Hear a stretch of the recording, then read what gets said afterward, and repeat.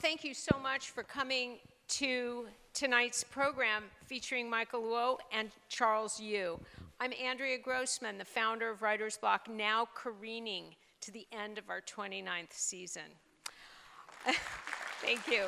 Careening. I want to thank my friends here at the Ebell for being so wonderful to Writer's Block. The Ebell is a membership organization created over 100 years ago, built by women and for women. They welcome your membership, and I encourage you to join to take advantage of so many great cultural and social events. Now for tonight. Michael Luo's book, Strangers in the Land, is astonishing. It tells the story of America's first undocumented workers, the Chinese, who were exploited as slave labor for decades in the American West. They were victims of violence and hatred while they contributed to the infrastructure of American Western expansion. This book is a historical narrative that is as dramatic and hair-raising as they come. It's a book full of villainy, but reminds me of the shocking stories of immigrants we're reading about each and every day. Michael's historical epic reflects so many of our own stories, whether we're Jews, Latin Americans, Asians, whoever we are. And I want to throw this in. Today, Pulitzers were handed out like candy, and the New Yorker got 3. And Michael is the executive editor of the New Yorker. So I'm so proud. I'm so proud. So this book, Strangers in the Land, is magnificent. Charles Yu is a writer whose work touches on some of the themes in Strangers in the Land. He writes about cultural identity, racism, and rejection, and his novels and stories, I have to say, are a lot funnier than Michael's nonfiction. He has been winning literary prizes for years, but it is his novel, Interior Chinatown, that placed him right in the literary spotlight. He won the National Book Award for that book and adapted the novel for Hulu. So here's what's going to happen tonight. Michael and Charles will chat, and afterwards you'll have an opportunity to ask questions. And I'll pass around a mic because we're filming this to load on our website afterwards, and our wonderful filmographer hates it when people just stand up and ask questions and aren't speaking into the mic, and I don't want to piss him off. So afterwards, Michael will sign copies of Strangers in the Land, and I'm sure that Charles will sign a few of Interior Chinatown. Nope, nope, nope. Okay. Okay. Strangers in the Land will win 1,000 prizes. And I say tonight, be among the first to talk about it. Remember, people, Mother's Day is like tomorrow, and graduation is the day after, Father's Day is the day after that, and so on. So thank you, Michael Luo and Charles Yu.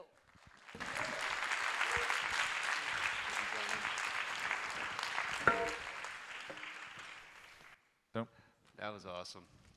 It was. Thank you so much for that introduction. Hello. Charlie, Charlie and I have emailed, but we hadn't met until this moment, and I know he goes by Charlie, and friends call me Mike, even though my byline is Michael. So Charlie, it's great to have you and be here with you. It's great to be here with you, Mike. That feels weird to say. I just look at you in the New Yorker font. Yeah. Congratulations on Pulitzers. That's amazing. Congratulations on this book. It is a feat of scholarship and synthesis and insight and research and all these things, and we're going to get into it. But first, I'm going to read an excerpt of the Washington Post review of the book, because I think it might set the stage a little bit for us. Strangers in the Land is more than a story of an immigrant group accepting a wretched fate. Luo wisely puts the human experience at the center of his narrative, ensuring that Strangers in the Land never devolves into mere 19th century political history. In the process, he restores a voice to the forgotten men and women who endured endless broadsides in their adoption of a new country.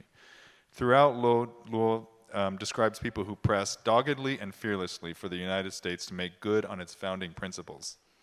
It's these people who animate the book, filling the pages with stories of endurance and hard-fought victories, but also searing accounts of sorrow, violence, and injustice.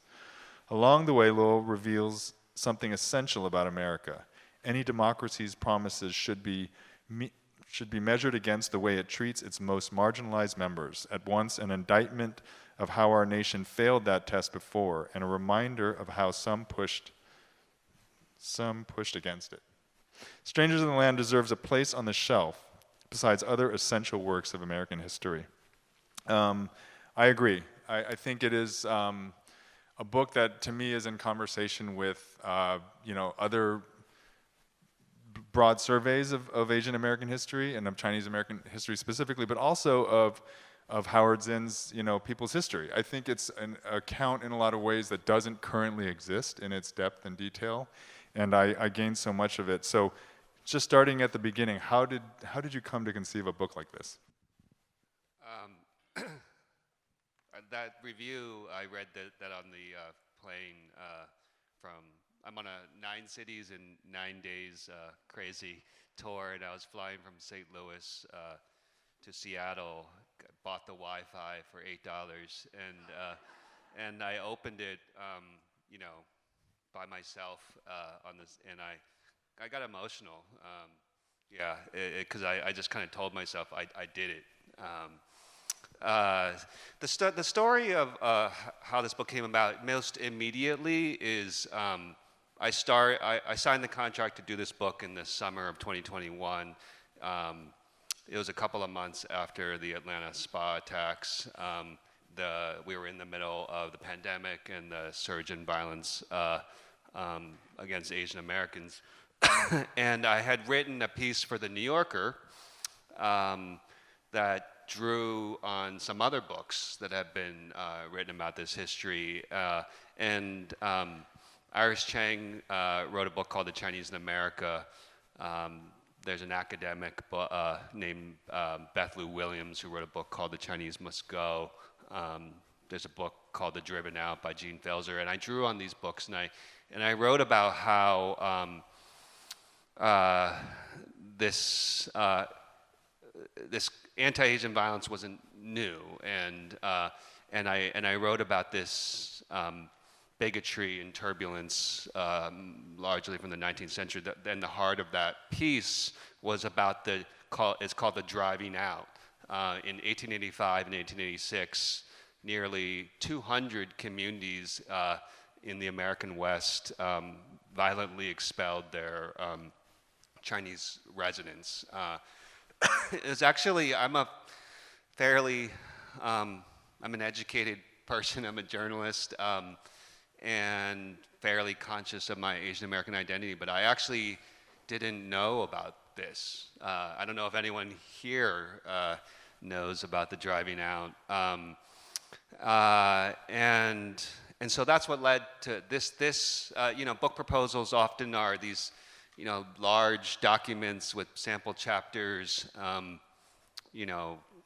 outlines, and my proposal was my New Yorker article and, just a few thoughts about comparable books and an audience for a book like this. So that's the immediate impetus. The kind of seed for the book, and I talk about this in the introduction, was personal. In the fall of 2016, October 2016, maybe some of you guys remember this or know about this event that happened to me and my family. It was October, a couple of weeks before the election. Trump was about to be elected, but we didn't know it. But there was kind of this curtain of nativism descending on the country, I felt like, and a group of friends of ours, my family and I, it was after church on a Sunday, and we were trying to decide where we were going to eat, and we were blocking the sidewalk. We were with strollers. We were a large group, and a woman, Upper East Side, looked like a typical Upper East Side woman, brushed past us and was just really annoyed that we were in the way. And she muttered as she went past, "Go back to China." And I didn't, even though it was after church, I didn't turn the other cheek. I abandoned my younger daughter in her stroller and you know, kind of sprinted after her and confronted her. It was kind of like I was kind of like, "Are you serious? Like, is that really what you just said?" And we kind of had this back and forth, yelling back and forth, and then she yelled, "This is broad daylight, Sunday afternoon. Go back to your effing country." And I was trying to come up with a retort. My adrenaline's flowing, and I sputtered basically. "I was born in this country." Such a pathetic response. I felt so silly, and so this was the heyday of Twitter. I tweeted. I was kind of live tweeting what happened to me. Like we went into the restaurant. My wife was annoyed at me for not avoiding conflict, and I tweeted with the hashtag "This is 2016" as an observation of like, you know, we're in 2016 and this happened, and it became a viral thing. Millions of people were tweeting, quote tweeting, responding. Bill de Blasio, the mayor of New York, actually tweeted back at me, and it was something along the lines of like, "Mike, you're welcome in New York anytime," or something like that, something to show his bona fides. And then I wrote a piece for the New York Times. I was still at the New York Times at that point, and I wrote it as an open letter to this woman. And I wrote about this kind of persistent sense of otherness that is really common for a lot of Asian Americans and a common theme in the Asian American experience.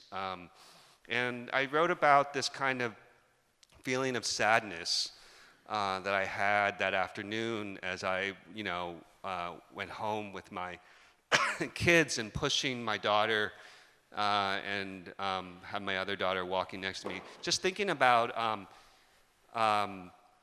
they're 2 generations removed from my parents' immigrant experience. My parents came 1960s or early 1970s, and I was wondering if, you know, these kids who don't speak Chinese, you know, as you know, 2 generations removed from then, will they ever feel like they truly belonged? And so that is kind of the personal genesis. And you know, then I went to work at the New Yorker, and I'm still kind of like, that week I was like briefly like the face of Asian America. I was on like MSNBC. I was on all these panels. Like it was a huge thing. We actually had people film videos and sent them to the New York Times with their own experiences being told to go back to your country, and it just produced its own viral thing. So much so that I was at a Barnes and Noble's with my daughter, and somebody looked at me and was like, "Are you Michael Luo?" Like, because they had seen that video. Anyways, like that. But the thing that I realized when I was like briefly the face of Asian America is I didn't actually know this history, and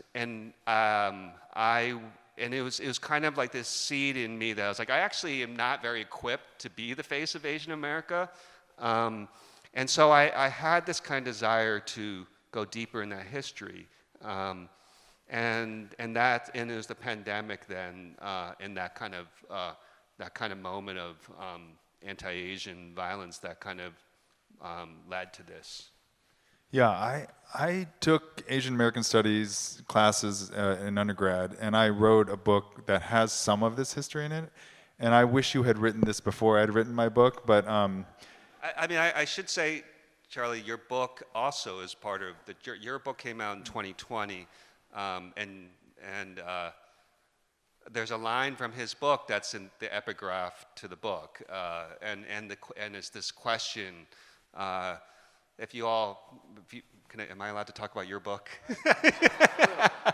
I mean, it's an incredibly imaginative, mind-boggling conceit of the book. Like it's about.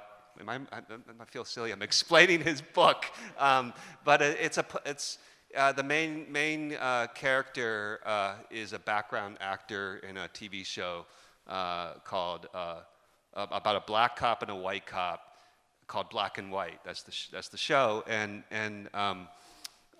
he is generic Asian man, and his aspiration in life is to be kung fu guy. That's like the best he can be, and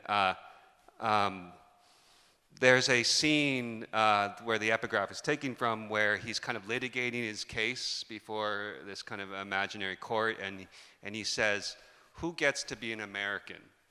And that's the epigraph to my book. It's that question that's kind of the animating question that drives the book. And the other thing that is in that same scene is in that same kind of soliloquy is he says, "We keep falling out of the story, even though we've been here, 200 years." And that we keep falling out of the story, and that's what I was trying to do, is like tell that story. Yeah, I think you absolutely have, and I think I have 2 high schoolers at home, and I think this is something that they're at best, vaguely aware of, and that this book will be an important entry into how maybe the next generation will be very aware of, but using that as a platform into it. I mean, I guess just to set the stage a bit, what of the book is largely, at least the first 2/3 of it or so, centers around what you could say is the quote Chinese question, right? That came up. And if you could talk a little bit about the factors, historical, economic, cultural, that kind of gave rise to the Chinese question in the 1800s. Yeah. I mean, my book is looking at what happened when tens of thousands, hundreds of thousands of people from a distant country who spoke a different language, had a different religion, didn't fit into the existing racial hierarchy of the country. How did we, the country, United States, react to that? It starts with the gold rush and goes all the way to the 1960s when my parents came to this country. And the gold rush for the West Coast and for America brought people. It was an unprecedented global migration. It brought Asian immigrants, Chinese immigrants. There were Black Americans who went west. There were Californios, they were called. Like, these were kind of Mexican settlers who became citizens after annexation. There were European immigrants. This was a unprecedented experiment in multiracial democracy that we had not experienced up to that point. We were, in the midst of dealing with the Negro question, as they called it, and but this multiracial democracy experiment had not happened, and we didn't do very well in that test. And we're not doing. It's hard. Multiracial democracy. The factors were. I guess I'll say a couple of things. There's the anti-Chinese movement really started to take off in the 1870s, and that was a time of a big economic downturn. They called that the Great Depression, actually, before the 1930s Great Depression. There was kind of a business class, almost conservative law and order sort of class that favored Chinese immigration, but as the kind of, anti-Chinese sentiment sort of grew, like they were kind of almost like, with friends like these kind of champions, really, like they objected to kind of the chaos of this kind of populist demagogue sort of driven scapegoating sort of movement, because they wanted to kind of preserve law and order, but they were pretty ugly ultimately in their rhetoric about the Chinese. And then the final thing I'll just say that's like a really important factor, because we're kind of leading up to 1882 when the Chinese, what's known today as the Chinese Exclusion Act, passed, the first law that banned Chinese immigration, first law that targeted any kind of ethnic or racial group for immigration. The country was really closely divided politically between Democrats and Republicans. Democrats controlled the South. This was like the kind of post-Reconstruction South. Republicans, the party of Lincoln, their base was in the North and kind of Midwest, and they were it was deadlocked, and they were looking for political advantage, and political advantage lay in the West, California, Nevada, Washington, and so that's how both parties became kind of courting that vote, became kind of anti-Chinese. This is how the party of Lincoln stood for equality, liberty, became, just as ugly in their rhetoric, as, the party that, wanted to preserve slavery. So yeah, those are the kind of sketching in broad strokes. Those are the large factors. And you talk about these almost 200 communities in the 1880s where, because of this sort of increasing resentment and anti-Chinese sentiment that started on the West Coast and eventually spread, violence erupted in many cities, and one of those cities was in Los Angeles, actually, in 1871, right? Yeah, it's interesting. So when I talked about the driving out, that happened in 1885, 1886. So 1871 is actually a little early in this, but the worst mass lynching in American history took place in Los Angeles, and it didn't involve. But I think a lot of people would be surprised. The worst mass lynching in American history did involve Black Americans and involved Chinese. 17 Chinese were lynched, and I think the total number of deaths was 18. And Los Angeles in 1871 was a very kind of this was like, imagine the country western. It was a very kind of it was the Wild West. And what started it is just kind of a little bit complicated, but it was factions. There were Chinese factions that were kind of fighting, and there was kind of a back and forth, and a police officer was shot, and then another man, a kind of a popular rancher in the area, kind of clattered onto this Porsche to help, and he was shot. And then word spread. He was dragged out, and he died. And it was just almost like, violence is actually. There's a historian, Richard Hofstadter, who kind of talks about how violence is hard for historians, hard to explain, because sometimes it's very individual. Sometimes it's cyclical. Sometimes it's very complicated. But this was a mob scene, and it just kind of consumed. They descended on the Chinese Quarter and just completely destroyed it. And just the title of my chapter on the Los Angeles Chinese Massacre is "Rope, More Rope." That was the kind of cry that went up. Yeah, it was very devastating.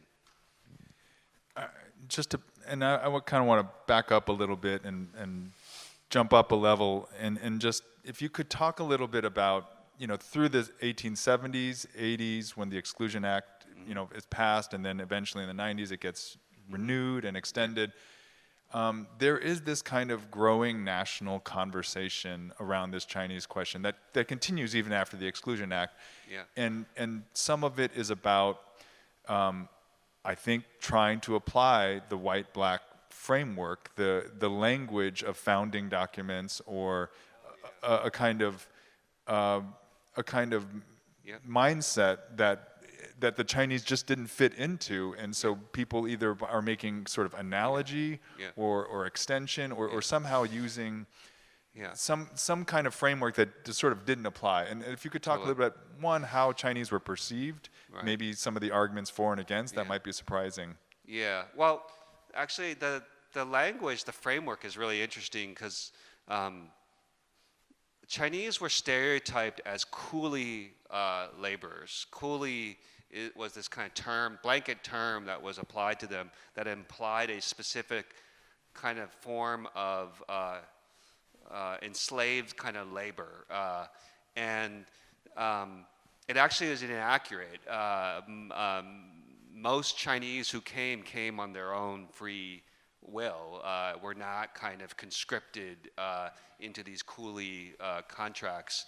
And when you talk about what happened to these Republicans, the party of Lincoln, who stood for these ideals, many of them would stand up and justify, excluding the Chinese and saying ugly things about the Chinese as a statement of supporting free labor and egalitarian sort of principles, and we're opposing slavery in all its forms, including among these coolie laborers. In terms of the framework of how they didn't fit into it, it's interesting because the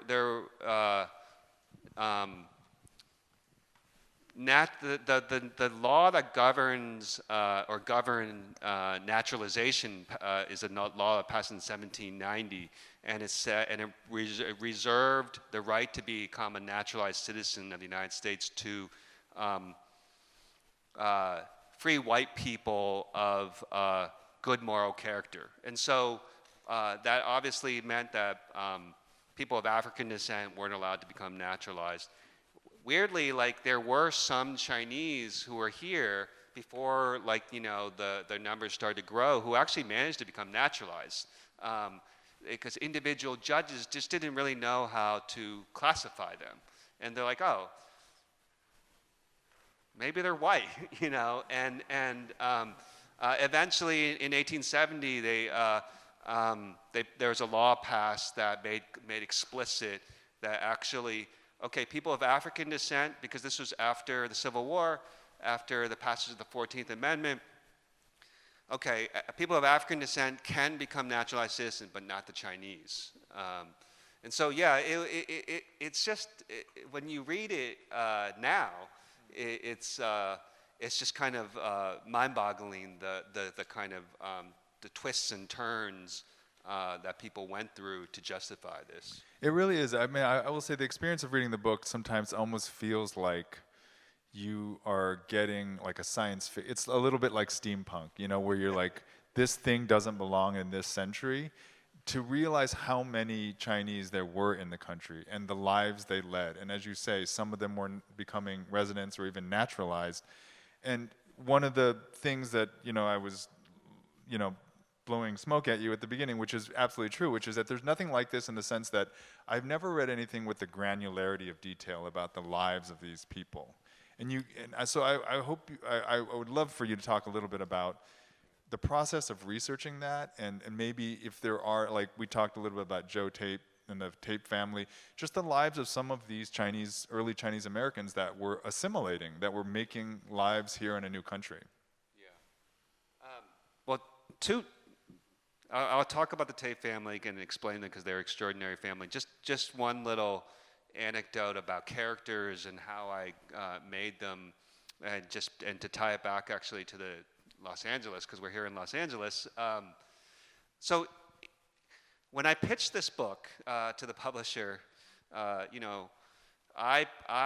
pitched it as this will do for Chinese migration what The Warmth of Other Suns by Isabel Wilkerson did for the Great Migration. Isabel Wilkerson's book is based, she interviewed 900 people who remember the Great Migration, but she built the book around a few families. And I originally hoped I could tell the story through several kind of multi-generational families who had been here for 5 generations. And I quickly found out after I sold the book that I couldn't do that. The archives were just too thin, and I was covering too long of a span of time. Isabel Wilkerson interviewed 900 people who remembered the Great Migration. The people, this went back too far. But Chinese voices, the history is written by the powerful, and the powerless are left out of the archives in many cases, but not completely. And that's where I'm proud of what you know this as a novelist. You do a lot of TV and film work. You need a protagonist to pull people through stories, and so what I did was each chapter has a protagonist or a series of protagonists. Some of them persist across multiple chapters. Some of them will show up and then will show up a few chapters later that help kind of knit it together. But really the protagonist of the book is the Chinese people as a whole. And the thing that I'm really most proud of is how you feel that you feel you're kind of you're with a character, but in this case a group of people. But just a little glimpse of my process. The Chinese massacre in Los Angeles, it's so important. It was so important to me to say their names, like these 18 people who were killed, and when I could, to name them and to infuse into them some animating details that I was able to accumulate. There wasn't much for most of them, but there was this one character who was the most well-known victim, and they knew him as Jean Tong. He was an herbal medicine doctor who didn't just do his herbal medicine with the Chinese community. He actually had white customers, and you knew from classified ads that he rented a kind of a building from a furniture dealer, and he had white customers. And I knew where he lived, and that he had a sign for his business outside. I knew that he had a wife. I knew he had a roommate. I knew he had a pet poodle. And how did I know that? So I accumulated like 300, my file on the Chinese massacre in Los Angeles, like 300 documents or something like that in it. And there were newspaper articles are a big part of it. And after the massacre, first of all, newspaper reporters who wrote about the Chinese back then wrote about them in very, very ugly ways. But after the massacre, a reporter from one of the Los Angeles papers went through Jean Tong's home and described the scene where detritus was everywhere, blood was everywhere, his possessions had been ransacked because people were looking for valuables. And there was a poodle with a broken leg, his poodle. And so that's how I made Jean Tong, who is the kind of central line through that chapter. You mentioned the Tape family. The Tape family is they're famous in history. If you look up a girl named Mammy Tape, the Tapes wanted their child to go to the school down the street. She was 8 years old, and they showed up, and the principal, a woman named Hurley, wouldn't let her enroll, and they went to court, and they won. But the San Francisco School District didn't want to comply with this, and what they did was they created a whole new school for Chinese kids so that they didn't have to allow Chinese to integrate. But the family itself is fascinating. It's like the Joe tape his name is a kind of a homonym of his Chinese name, which was like Zhe Dip, and he came when he was like 11 years old. But he drove a milk cart for a white man, and but he was he ended up courting a woman named Mary McGladgery, but she was Chinese. She was an orphan who had been raised in a kind of a home for orphans, and her origin story is a little bit uncertain. Maybe she was rescued from prostitution, which is also kind of part of some of the story of Chinese women, particularly in that time. But she was raised in this home, so she didn't speak Chinese. She grew up, only spoke English. And so when Joe Tape and her met, they courted in English. And they married, and then they had kids, and they spoke English. And their friends were white, and their classmates, their playmates, their children's playmates were white. They didn't live inside the Chinese Quarter, and so one of the most kind of powerful, poignant sort of things was after the court, they created this separate school.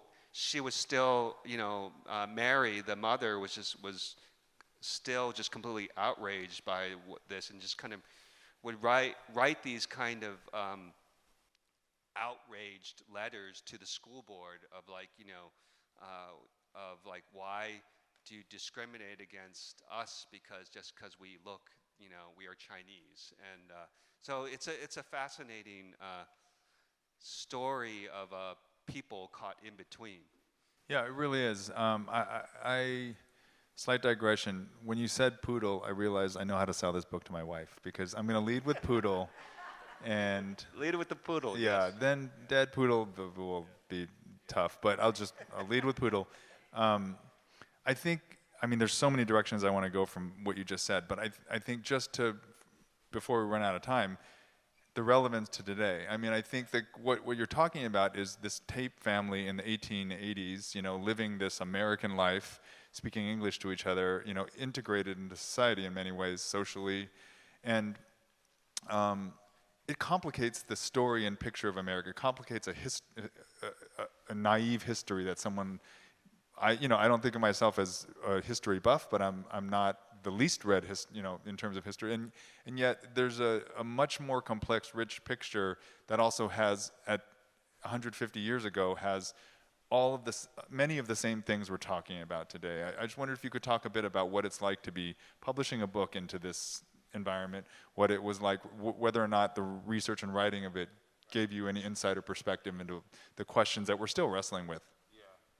So the title of the book, Strangers in the Land, comes from a Supreme Court decision in 1889 that upheld one of the Chinese exclusion laws.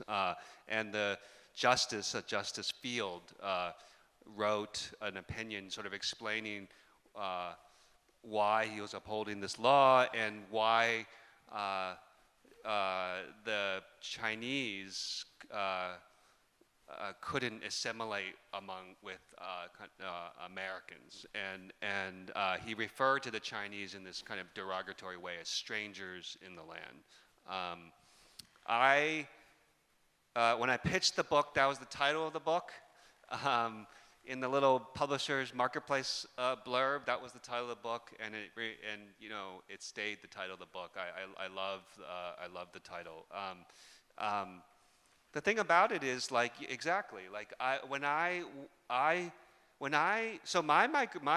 personal immigration story is a different migration from what's in this book.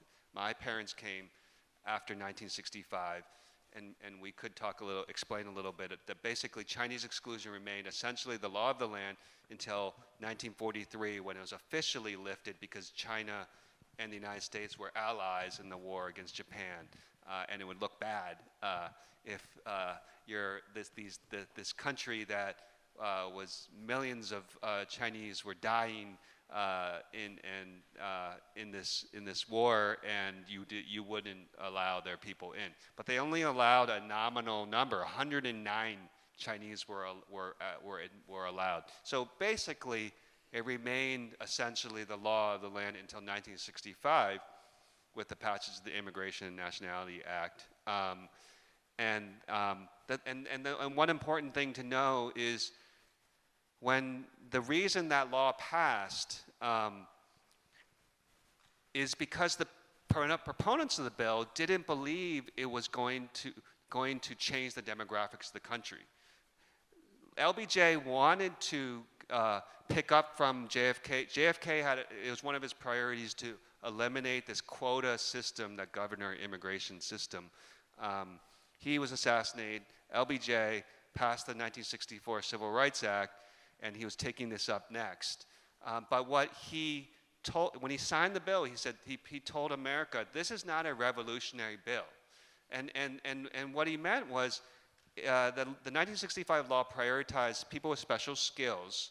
That's like my parents. They came, my dad was an engineer, my mom was an accountant, and family reunification. And so they just kind of had they are bad at math. They didn't realize the exponential power of family reunification. They just kind of figured that, okay, there are certain percentiles of people in America right now, and so it'll largely stay the same because they can bring their families, everybody will bring their families. But Asians, other immigrant groups, the people who are going to, that are leading us to become the first, in a few decades, a majority minority country, were bringing their families in large numbers, and it's just exponential, logarithmic growth. And so that's the only reason. It's almost an accident that my immigration story came about.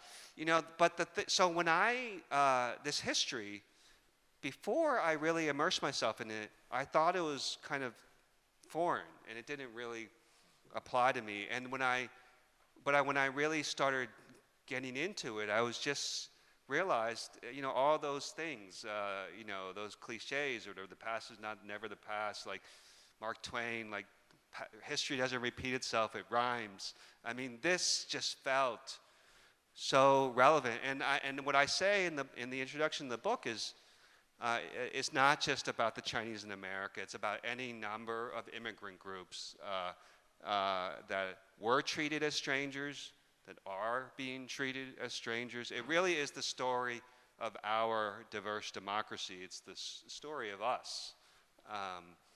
Like the thing I take away is multiracial democracy is hard. It takes intentionality. It takes effort.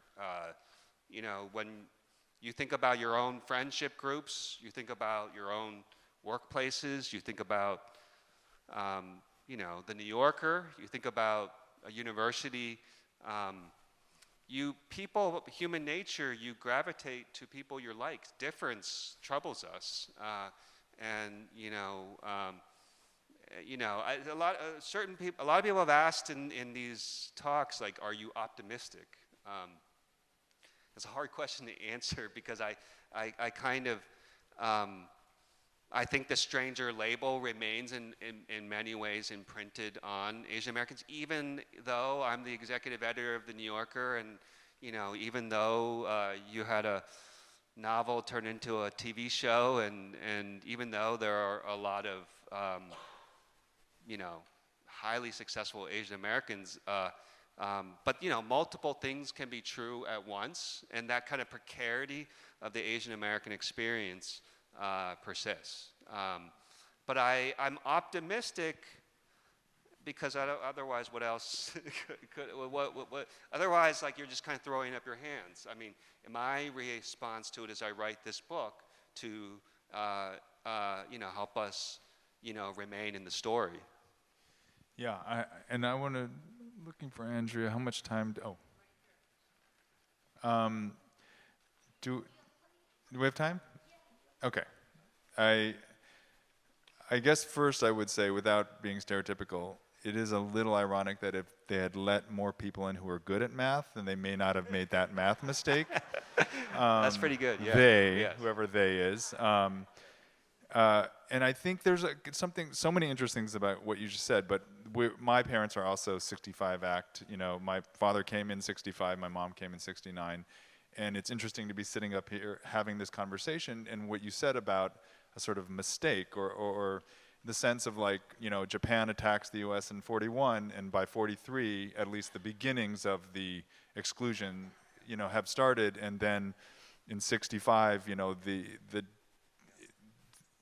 for all the reasons you described, the gates are then opened, and we're sitting here in the shadow, basically. Yeah. Almost an immediate accident. aftermath.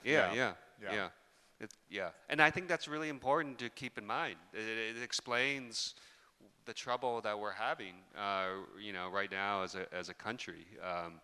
Yeah. I have two more really quick questions, a little lighter maybe.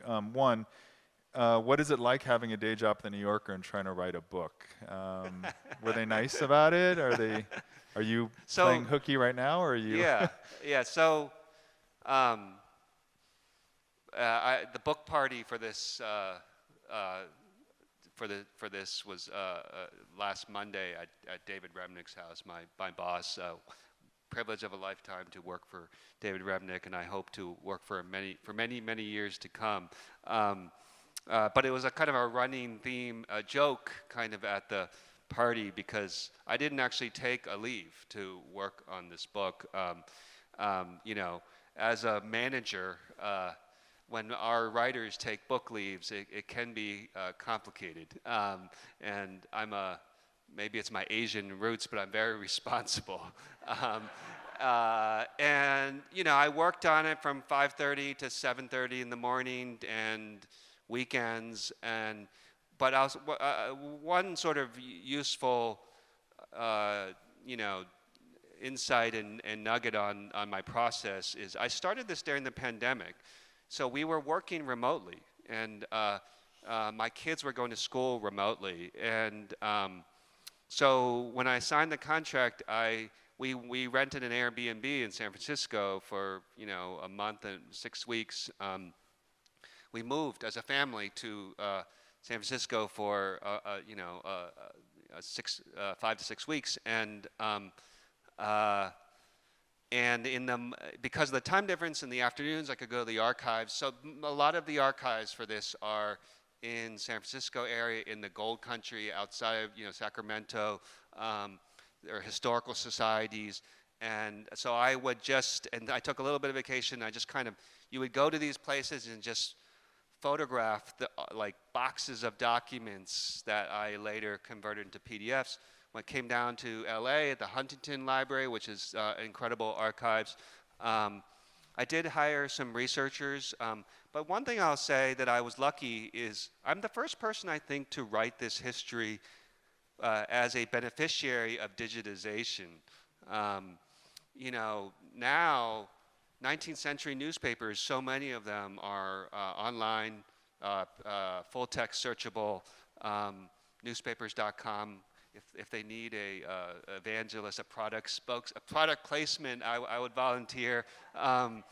Genealogybank.com. There's a California digital newspaper project that was really vital to me, and also archives. The universities and others just became really good at digitizing their records, and so there's this one archive in Minnesota in St. Paul, and I was mulling over, like, do I have to fly out there, you know, stay at night and then go to the archives and photograph them? But I called them up, and they're like, if you pay us $900, we'll digitize the whole thing for you. Sold.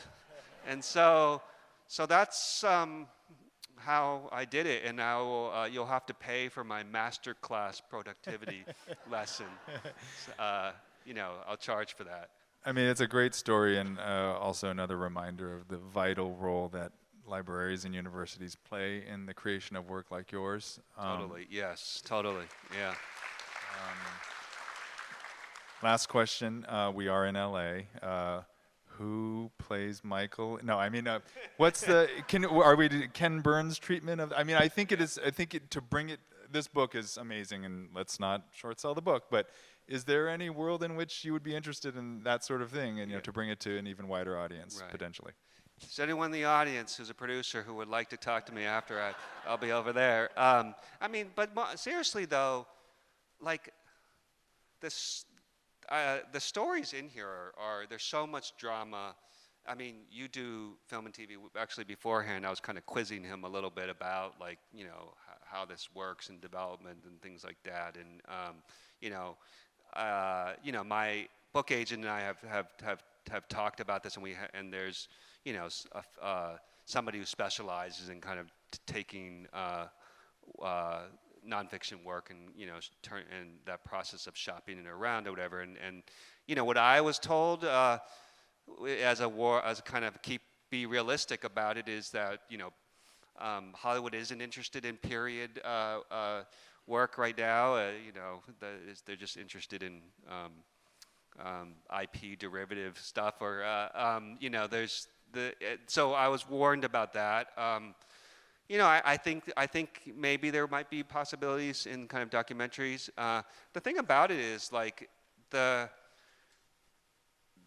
there is so much like these are dramatic places. There are dramatic scenes. There are people.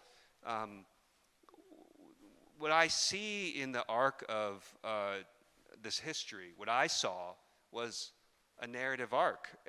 There was a protagonist who confronted a series of complications, and there was this kind of climactic sort of moment of the driving out when people tried to rid the country of the Chinese.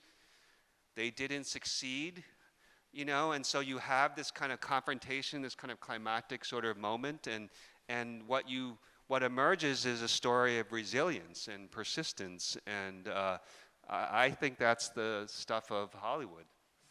Well, thank you again for this humane, comprehensive, engrossing work. It's really an important book.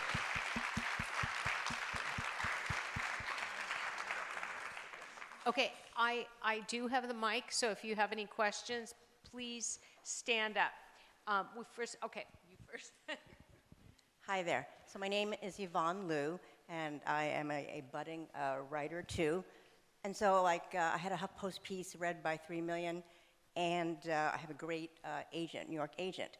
But one agent who I pitched at a workshop said, I don't think it's a time for Chinese memoirs because of the anti-Chinese feeling. But yet, in some sense, it's the golden age of Asian American authors. What do you say to this? And going to be on submission hopefully at the end of the year. Yeah. Well, I recommend persistence. I mean, I don't know. Like so I actually did an event the other day in San Francisco. What the other day? Like, was it yesterday? Actually, no, 2 days ago in San Francisco with a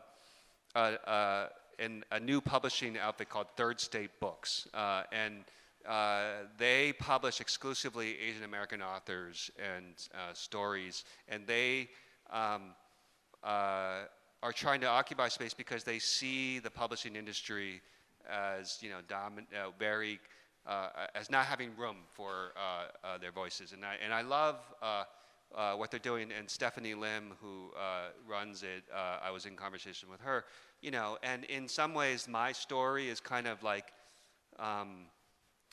I succeeded I managed to sell a book in this space, and I recognize that I have certain advantages. They care. Publishers care as much about the messenger as the message, and I happen to have, a particular platform at the New Yorker. What I will say is. I got this deal in part because of the moment that we were in. I signed this contract in that summer, and publishing recognized that they needed, Asian American voices, and they didn't have as many as they needed on their roster. We're obviously, we've seen, Charlie is an example some of what the kind of renaissance that has happened. But there's obviously still work to be done. I don't know, Charlie, you might have thoughts about publishing and where we are at the moment. I mean, I second everything you said. I think it's persistence. I think it is true that the messenger as much as the message. And I think whoever told you that, just, I mean, cross them off the list. That's, yeah, I think to me the evergreen is that if you try to tell the story that is authentic to you, someone will find it. I mean, for me, the publishing industry continues to be, for all of its, catching up. In some ways, there's still the people within it are who make it, and there are editors and publishers who will be seeking you out, who will be looking to amplify your voice. Hi, my name is Mark Hankin, and actually it just occurred to me I should mention my daughter-in-law and my granddaughter are Chinese, so I read recently that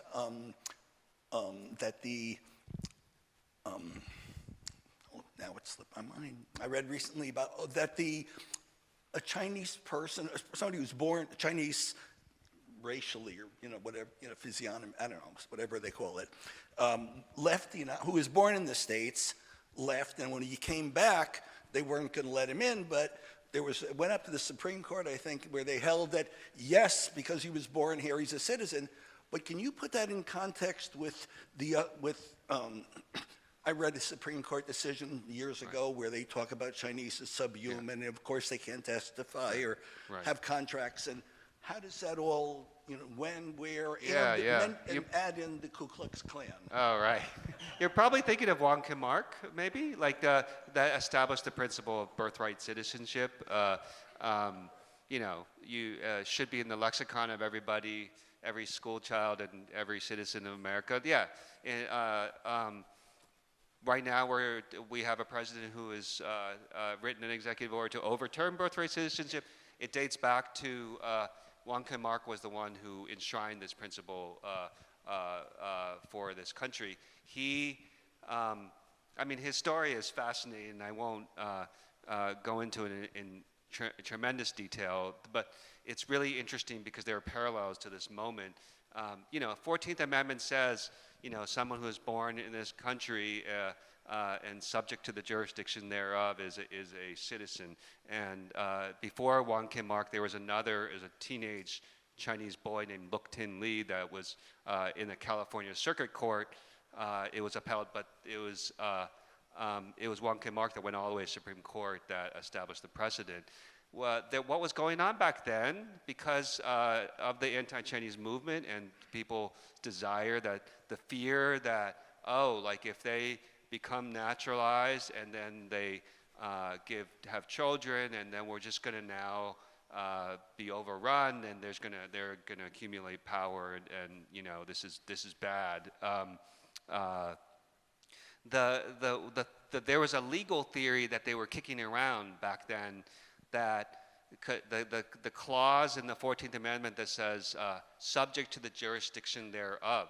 And so they were trying to make the argument that children, even born in the United States of Chinese immigrants, were actually subjects to the jurisdiction of China because their parents were subjects to the Chinese Empire. And so they advanced this kind of legal theory, and the Justice Department actually was eager to kind of test this, and then they kind of, there's a kind of confluence of circumstances that Wong Kim Ark was the one who ended up as the test case. The thing that's kind of extraordinary about Wong Kim Ark's story that not many people know is this didn't end his problems with immigration, even though he was the subject of this, momentous opinion. A couple years later, he was actually down at the border with Mexico in El Paso, Texas, and a Chinese inspector down there who was worried about the Chinese immigrants crossing the border illegally arrested Wong Kim Ark, detained him for a period of time, and they knew who they had, actually, because the newspaper was talked about this this man who's the subject of the Supreme Court, and they did release him and then eventually dropped the charges. But Wang Kim-ark had children that were born in China, but because they're the children of American citizens, they should have been permitted entry into the United States. One of his children came in and they basically didn't believe that he was actually his child, and so was deported back to China. So, several other of his children were managed to come in, but it's pretty incredible that he continued to have these problems. He eventually actually went back to China and died in China. And one thing that's you only know his story through these immigration interviews that are in his immigration file. And one of the things I found most moving is you look at it, you look at his entire immigration file, and you see these photographs of him from when he was a boy to as he's when he was. There's a famous photograph of him from the Supreme Court case, and you look at the final sort of image that is available. I think in the 1930s, I think he's kind of graying. His face is modeled. He's clearly kind of been through life, and I just think about how I don't exactly know the circumstances in which he died in China, but all the way up until the end, his country regarded him with suspicion. It's an amazing story. It's recounted in great detail in the book, and I also want to say this was, I found personally really moving when I made it about myself. And when I realized that Wang Kim-ark was a first-generation American. He was born in the U.S., and so when he was caught near the border, he was in his 40s. I'm still barely in my 40s, and I realized that my parents immigrated from Taiwan. I'm a first-generation American. It would be as if I got on a plane, left the country, and couldn't come back in right now. And that is literally kind of what people are grappling with. International students are grappling with this right now. One final thing I'll say about the Supreme Court decision that upheld birthright citizenship is one of the justifications for it, one of the rationale for upholding birthright citizenship was the realization that, wait, if we say that birthright citizenship is not actually the way we should interpret this, then all of these millions of white Americans who were born in this country would not be citizens, and that would be beyond the pale. And so that is like a really big part of the decision, and so it's pretty extraordinary to read if you go back and read it. But not yet.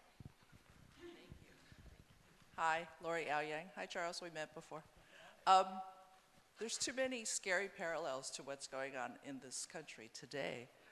My parents immigrated from China in 1939 and 1947, and they came over, and my mother was quarantined in Angel Island for 3 months. Yeah. She had to prove who she was before they released her. This was not Ellis Island where they said, give me you're tired, you're hungry, or whatever. So Chinese were treated differently. Angel Island was set up specifically to detain and deport Chinese. And so my parents became naturalized citizens. Like you, I'm first generation. We have children, we have a granddaughter.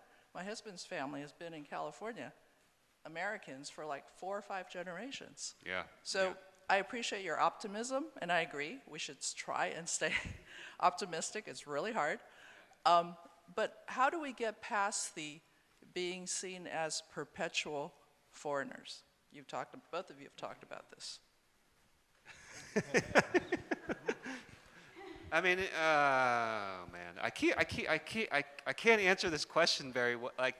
Like this optimism question, I'm terrible at. The book ends on this note of that this kind of feeling of belonging remains elusive. But the thing I guess that I want us to also keep in mind is multiple things can be true at once. And I mentioned the other day, I was in San Francisco. I was in a room. I did 2 events in San Francisco, and one of them was a private event that was organized by a friend, and it was full of kind of Silicon Valley kind of founders and kind of really Asian American founders, and it was very powerful room, and I kind of alluded to this idea that multiple things can be true at once, and I like the term precarity because when it means that actually you might think that you're on kind of stable ground. You're highly successful. You wield power and influence,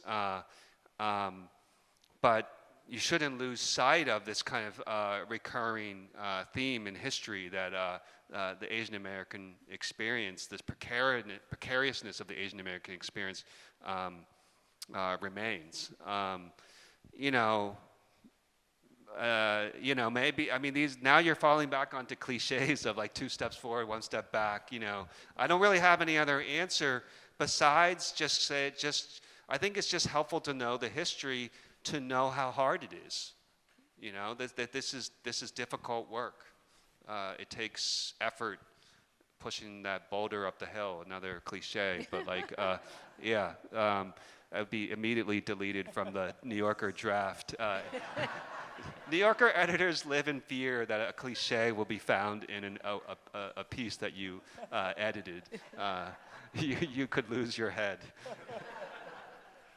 Hi, my name is Paul.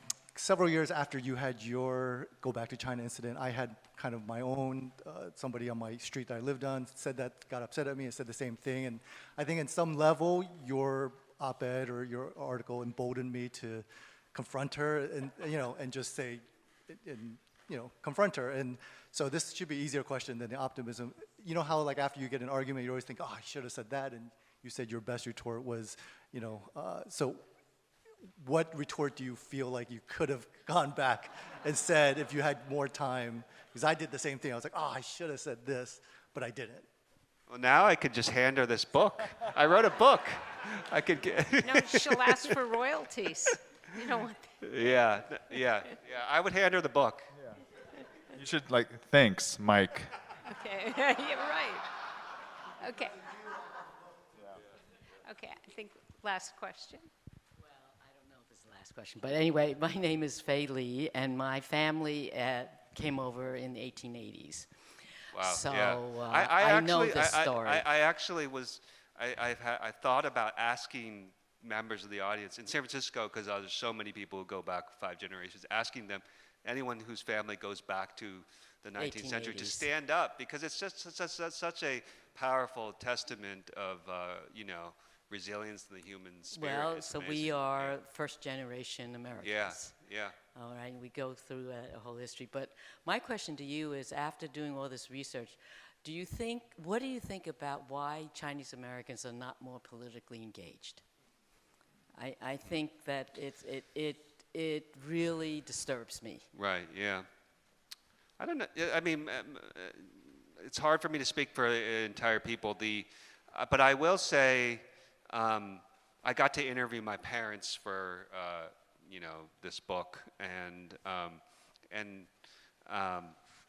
they, I sat them down and I just kind of asked them about their, I was like, I can't even conceive of moving across the ocean, and you don't speak the language, and landing here and doing this. So what did it take? And their experience, they're just very nonchalant about it, blasé about it. My parents, born in mainland China, went to Taiwan when the communists came to the United States for graduate school. Taiwan back then was not the economic dragon that it is today, and many of their classmates were coming, so they came too. But when I talked to them about this book, and some of the themes of it, and I probe what they think, to be honest, it's I think they were just kind of busy surviving and figuring out how to adapt and raise their kids and have them be economically stable, and so that that's what, and so that's just not part of their consciousness. And maybe some of it is, that's what's been passed along to, my generation to a certain extent. And for me, it took a moment, and that moment of history. But it took writing a piece for the New Yorker to kind of immerse myself in this history to really do that. And most people don't have that opportunity. I do get the question a lot, what to say to the next generation. One of the great privileges of this book launch is my kids were able to come to the book launch, and they're 11 and 16, and a bunch of people have asked me from the audience, what would I say to the younger generation? The thing I start with is I just want them to read, because I'm really worried about that. Kids' attention span these days, and screens, and I think reading books like Charlie's, reading this history, hopefully other works like it, is a place to start. And that's why I wrote the book. As Charlie's book said, we keep falling out of the story. Thank you so much. Michael will sign copies of his great book over there. Remember, Mother's Day, Father's Day, graduation, and summer is here, believe it or not. Thank you.